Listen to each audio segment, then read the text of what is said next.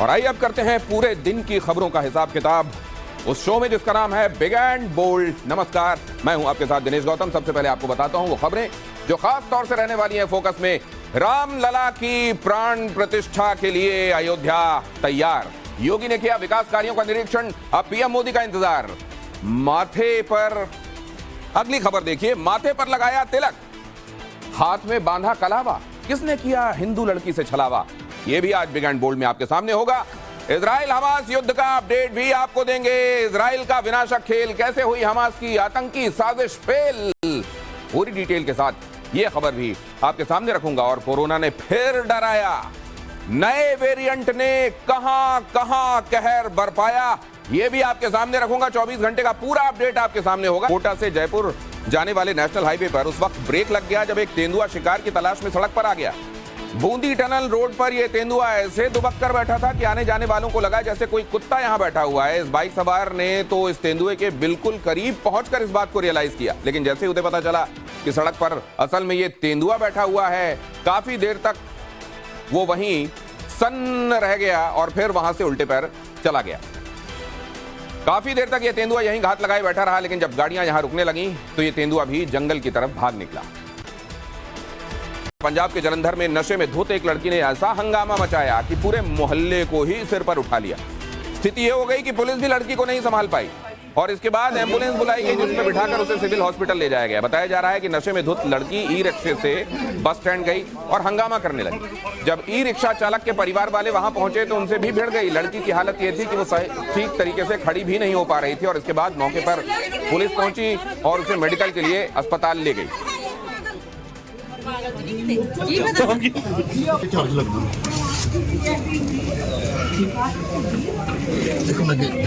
उधर बट्टा लगे यार, पीछे देखो ना।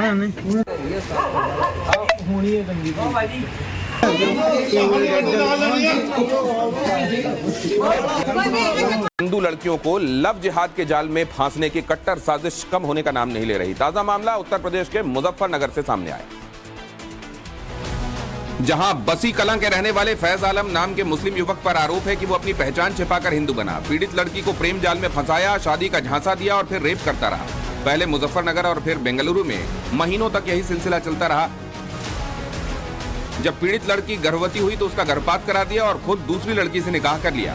फैज अपनी पहचान को छिपाने के लिए हाथ पर कलावा पहनता था, माथे पर तिलक लगाता था और तो और फैज ने फर्जी आधार कार्ड बनाया जिसमें खुद का नाम सूरज लिखवाया था।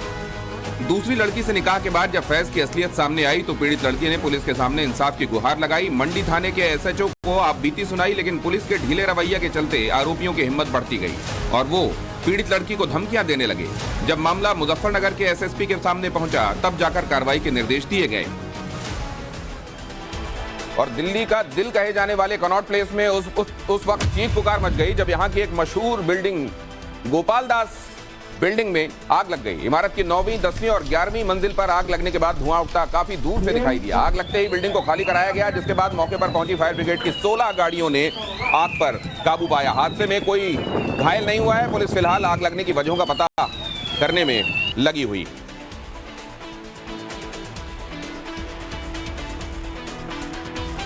हाई राइज बिल्डिंग में अक्सर आग लगने की घटनाएं सामने आती रहती हैं। इसकी सबसे बड़ी वजह है शॉर्ट सर्किट होती है।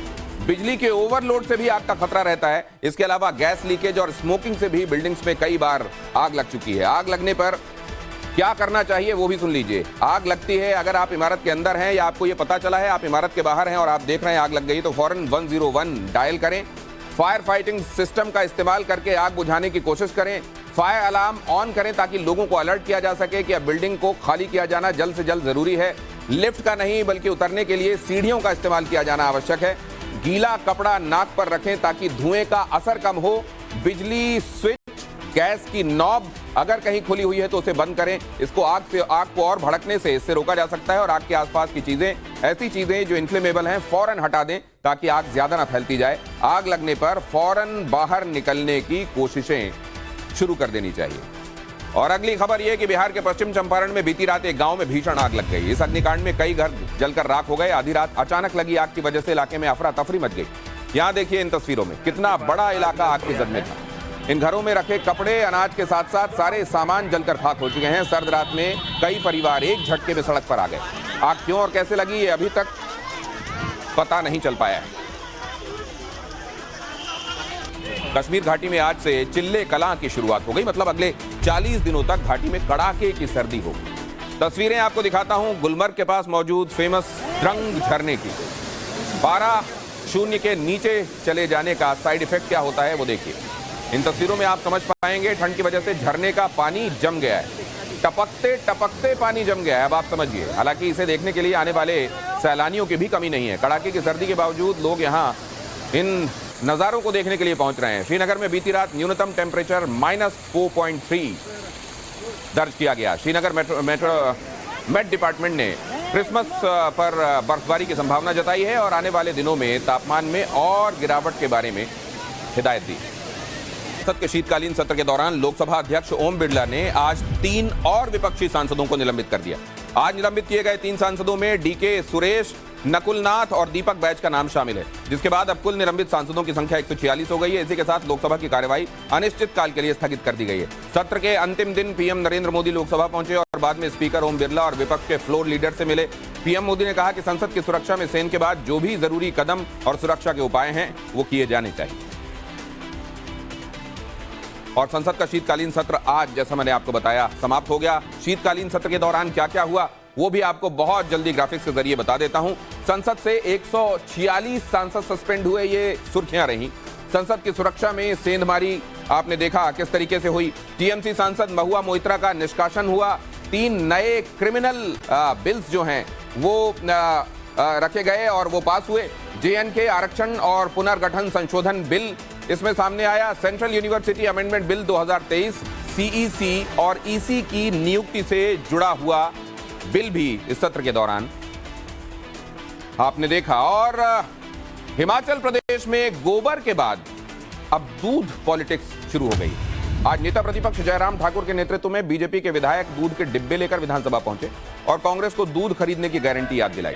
इस दौरान भारतीय जनता पार्टी विधायक 100 रुपए में दूध बेचते हुए नजर आए। बीजेपी का आरोप है कि कांग्रेस ने चुनाव के दौरान कहा था कि प्रदेश में गाय का दूध 80 रुपए किलो और भैंस का 100 रुपए किलो खरीदा जाएगा। साथ ही हर घर से 10 लीटर दूध खरीदने का वादा किया था, लेकिन अभी तक सरकार ने वो गारंटी निभाना शुरू नहीं किया है। इजराइल का विनाशक खेल, हमास की आतंकी साजिश फेल, कैसे आगे आप देखेंगे। पहले देखिए संसद की सुरक्षा में सेंधमारी की अब किस एजेंसी के पास सुरक्षा की और जांच की जिम्मेदारी। सरकार और विपक्ष के बीच घमासान जारी है। सांसदों के निलंबन के खिलाफ आज संसद से विजय चौक तक विपक्ष ने मार्च निकाला। वहीं उपराष्ट्रपति के अपमान को लेकर बीजेपी ने जंतर मंतर पर प्रदर्शन किया। वहीं संसद की सुरक्षा में सेंधमारी की जांच गृह मंत्रालय ने दिल्ली पुलिस की जगह सीआईएसएफ को सौंप दी है। संसद में 143 सांसदों के निलंबन को लेकर मायावती ने पहली बार अपनी प्रतिक्रिया दी है। मायावती ने बेहद सधा बयान देते हुए सरकार और विपक्ष दोनों पर कटाक्ष किया। मायावती ने कहा, विपक्ष विहीन संसद का होना ठीक नहीं है। इस तरह आरोप प्रत्यारोप से काम नहीं चलेगा। राज्यसभा के माननीय अध्यक्ष का मजाक उड़ाना बहुत गलत है। उत्तराखंड में जल्द यूनिफॉर्म सिविल कोड लागू हो सकता है। सीएम पुष्कर सिंह धामी ने कहा है कि यूसीसी कमेटी अगले महीने सरकार को अपनी रिपोर्ट देगी, जिसके बाद हम इसे लागू करने की दिशा में आगे बढ़ेंगे। उत्तराखंड विधानसभा चुनाव से पहले पुष्कर सिंह धामी ने कहा था कि जल्द ही प्रदेश में यूसीसी लागू होगा। इसे लेकर चुनाव समाप्त होते ही कमेटी गठित की गई थी, जिसको रिटायर्ड जस्टिस रंजना प्रकाश देसाई की अध्यक्षता में गठित किया गया था। ईडी को केजरीवाल के जवाब पर बीजेपी ने जोरदार हमला बोला है। बीजेपी ने केजरीवाल को मास्टरमाइंड बताते हुए कहा कि वो कानून से भाग रहे हैं। केजरीवाल ने बीजेपी पर चुनाव से पहले सनसनी फैलाने के लिए समन भेजने का आरोप लगाया है। केजरीवाल ने कहा है कि ईडी का समन पूरी तरह गैर कानूनी और राजनीति से प्रेरित है। उन्होंने ईडी से समन वापस लेने की मांग की है। केजरीवाल को आज ईडी के समक्ष पेश होना था, लेकिन वो कल ही विपश्यना के लिए जा चुके हैं। यूपी के सीएम योगी आदित्यनाथ आज भगवान राम के भव्य मंदिर निर्माण का जायजा लेने अयोध्या पहुंचे। इस दौरान उन्होंने राम जन्मभूमि मंदिर के अंदर निर्माण कार्यों का निरीक्षण किया। राम मंदिर की प्राण प्रतिष्ठा से पहले 30 दिसंबर को प्रधानमंत्री नरेंद्र मोदी के अयोध्या आगमन की तैयारी हो रही है। सिक्योरिटी प्रोटोकॉल के हिसाब से सरयू तट पर 3 हेलीपैड तैयार किए जा रहे हैं। ऐसे ही तमाम कामों का जायजा लेने योगी आज अयोध्या पहुंचे। पहले बिग एंड बोल्ड में मैंने आपको बताया कि लोकसभा से जो क्रिमिनल बिल हैं वो पास हुए, लेकिन राज्यसभा में अब इस पर बातचीत की जा रही है। अमित शाह अपना पक्ष रख रहे हैं। राज्यसभा से पास होने के बाद राष्ट्रपति के हस्ताक्षर होते ही आखिर ये इनैक्ट हो जाएगा। देखिए इस समय क्या कह रहे हैं। मेरा सभी सदस्यों को अनुरोध है, आप ध्यान से पढ़ोगे तो भारतीय दर्शन के न्याय को हमने इसके अंदर स्थान दिया है। हमारे संविधान निर्माताओं ने भी राजनीतिक न्याय, आर्थिक न्याय और सामाजिक न्याय को बरकरार रखने की संविधान की गारंटी हमारे 140 करोड़ के देश को दी है, इसको भी परिपूर्ति करने का इस तीनों बिल के अंदर प्रयास किया गया है। ये कानूनों की आत्मा मान्यवर भारतीय है और पहली बार क्रिमिनल जस्टिस सिस्टम में भारत द्वारा भारत के लिए और भारतीय संसद से बनाए गए कानूनों से अब हमारी क्रिमिनल जस्टिस सिस्टम गवर्न होगी, इसका मुझे बहुत गौरव है मान्यवर। भारतीय न्याय संहिता के खंड 2 में डेफिनेशन दी है। डेफिनेशन के अंदर भी हमारी पौराणिक न्याय की जो कल्पना है, मैं मानता हूं समग्र विश्व के न्याय के जितने भी दर्शन है उसमें वो सबसे उदार चरित कल्पना है। वो उदार चरित कल्पना के आधार पर हमने सभी व्याख्याओं को लिया है।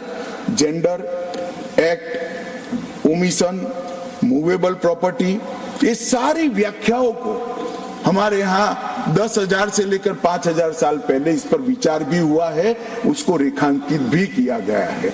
और आज मुझे लगता है जब ये एक्ट बनाने के लिए विचार विमर्श होता था, ढेर सारे लोगों से मैंने विचार विमर्श किया था, उस वक्त लैटिन कंसेप्ट को भी मैंने देखा है, रोमन कंसेप्ट को भी देखा है, आयरिश कंसेप्ट को भी देखा है और भारतीय न्याय के मूल विचारों को भी पढ़ा है मान्यवर। मैं निश्चित रूप से मानता हूं कि भारतीय हमारे पुराणों में, हमारे साहित्यों में जो न्याय की कल्पना है, विश्व की सारी न्याय की कल्पनाओं में सबसे उदार चरित और सबसे महान ये कल्पना।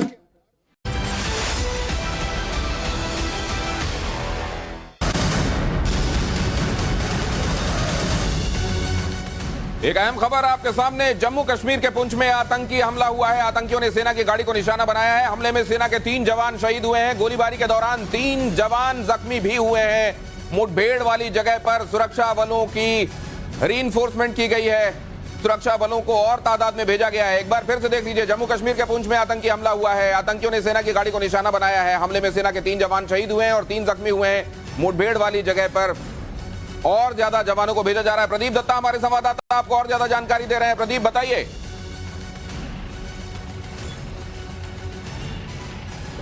जी बिल्कुल, आपने सही कहा। ये दुखद खबर आ रही है जो डेरा की गली इलाका है, क्योंकि कल से यहाँ पे एक ऑपरेशन चल रहा था, क्योंकि इन्फॉर्मेशन थी कि यहाँ पे आतंकवादी छुपे हुए हैं। आज जैसे ही फौजी 2 गाड़ियां फौजी लेकर उस इलाके की तरफ जा रही थी जहाँ पे आतंकवादी छुपे हैं, आतंकवादी घात लगाकर हमला करते हैं 2 गाड़ियों पर, जिसमें 3 फौज के जवान शहीद हो जाते हैं और 3 जख्मी हो जाते हैं। उन जख्मियों को अस्पताल पहुंचा दिया गया। उसके बाद से यहाँ पे ऑपरेशन लॉन्च कर दिया गया, पूरे इलाके की घेराबंदी कर दी गई है और आपने सही कहा, एडिशनल रेनफोर्समेंट को वहां पे भेजा गया, यानी कि और तादाद में यहाँ पे सुरक्षा बल पहुंचा दिए गए ताकि ये आतंकवादी जो कि एम्बुश लगाया था जिन्होंने, वो यहाँ से भागने में कामयाब ना हो। और ये लगातार आपने देखा होगा कि पुंछ राजौरी के इलाके में आतंकवादी अपनी प्रेजेंस दिखा रहे हैं। अप्रैल के महीने में भी हमने देखा था एक ऐसा ही एम्बुश लगाया गया था जिसमें तोता गली इलाका जो कि पुंछ डिस्ट्रिक्ट में पड़ता है, जिसमें 5 हमारे जवान शहीद हो गए थे। और उसके बाद हमने देखा कालाकोट के इलाके में भी ऐसे ही एम्बुश लगा के हमारे 5 जवानों को शहीद कर दिया गया था। लगातार कोई ना कोई आतंकवादी गतिविधियां हो रही है। उसकी वजह एक ही है, क्योंकि जब से हमास का अटैक हमने देखा फलस्तीन पे हुआ है, तो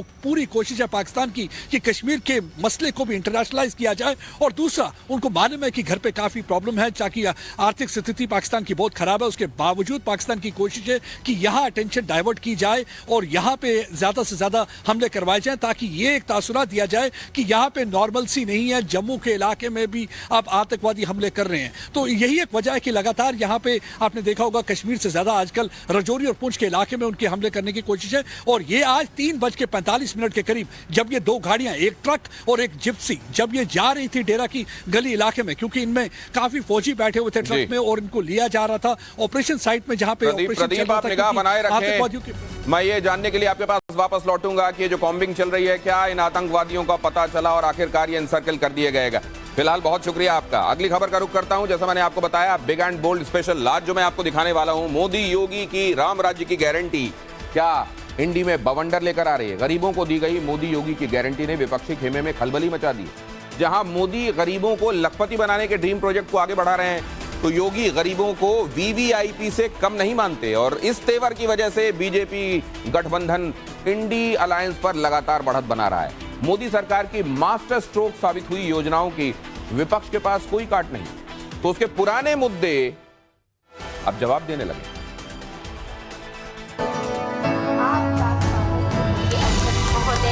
हम सबके बीच में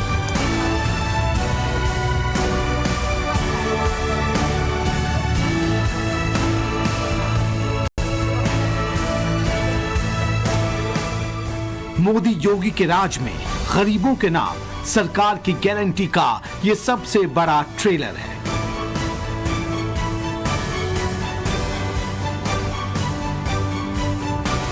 क्या काम कर रहे हैं आप? वो बेचते हैं सिटी मॉल पर। अच्छा, कितने का प्रतिदिन बिक्री हो जाती है? वो 1500 2000 तक मिल जाती है। बिक जाता है। बहुत सुंदर। इसमें से कुछ कोई व्यक्ति आया खाने के लिए कभी? हमारे सांसद जी आए थे। फिर भी नहीं है कुछ पेमेंट करके किए ना? पेमेंट किए कि नहीं किए?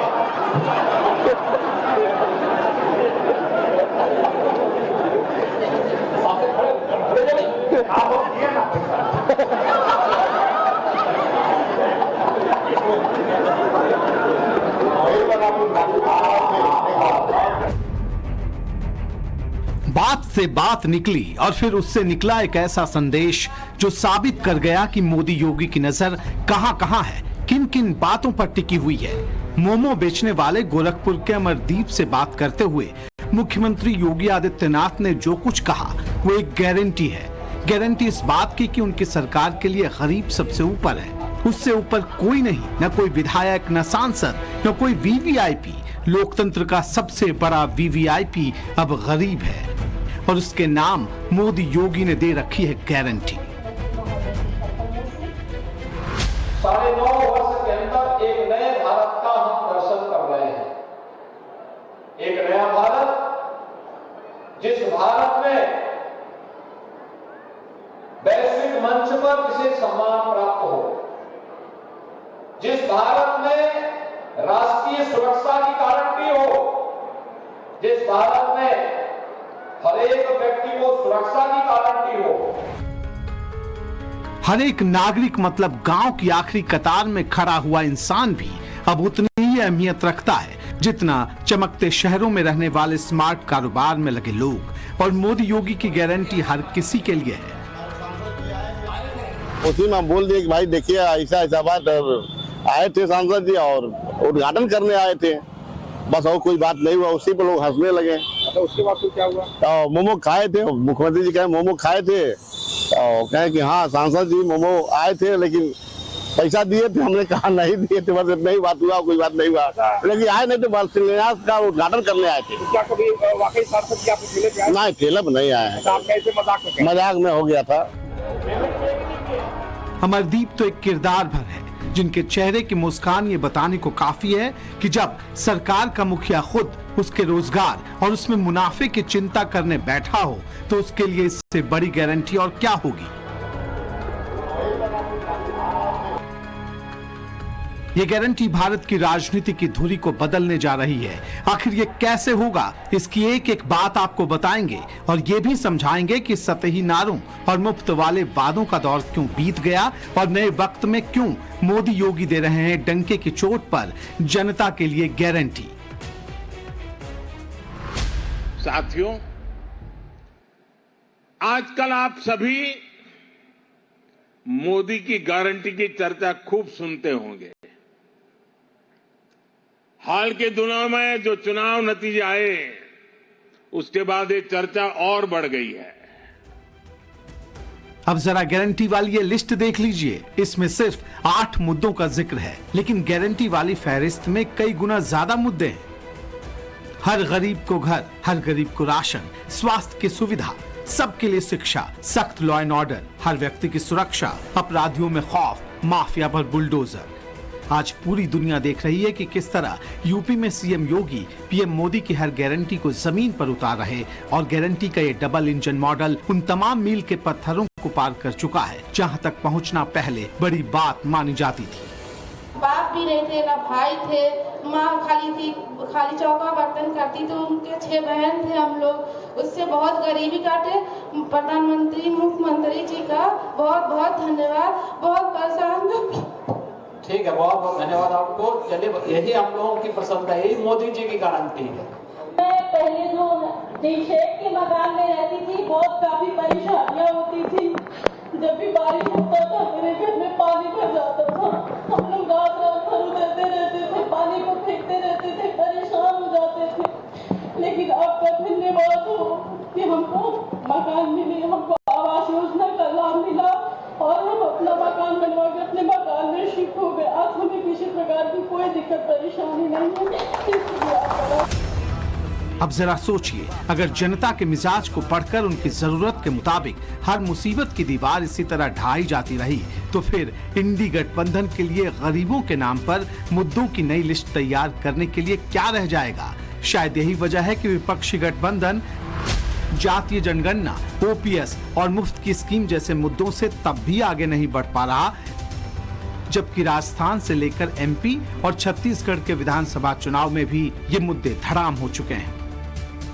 मैं गारंटी के कह रहा हूं, सारे के सारे शब्द जो उनके मुंह से निकल रहे हैं वो झूठ है। 15 लाख रुपए हर बैंक अकाउंट में, सच या झूठ? नोटबंदी से काला धन मिट जाएगा, सच या झूठ? किसान बिल से किसानों का फायदा होगा, सच या झूठ? जीएसटी से छोटे व्यापारियों का फायदा होगा, सच या झूठ? ये तमाम गारंटी तब पूरी होगी जब अर्थव्यवस्था नई ऊंचाई पर पहुंचे, खुद सरकार की आमदनी बढ़े, तभी जनता की जेब में भी ज्यादा पैसे पहुंचेंगे। जिस यूपी की रणभूमि में 80 लोकसभा सीटों पर सबसे तूफानी मुकाबला होने वाला है, उस राज्य के विकास के आंकड़े बताने को काफी हैं कि यूपी में मोदी योगी की गारंटी का मतलब आखिर क्या निकलता है। यूपी मतलब देश की दूसरी सबसे बड़ी अर्थव्यवस्था, विकास दर 8% से ज्यादा। 2021-2022 में जीएसडीपी वृद्धि दर 16.8%, देश की जीडीपी में योगदान 9.2%। योगी राज में ईज ऑफ डूइंग बिजनेस में 14वें से दूसरे नंबर तक पहुंचा। ग्लोबल इन्वेस्टर्स समिट में 40 लाख करोड़ से ज्यादा के निवेश के प्रस्ताव, रेवेन्यू सरप्लस स्टे, निर्यात 3 गुना बढ़कर करीब 2 लाख करोड़ तक पहुंचा।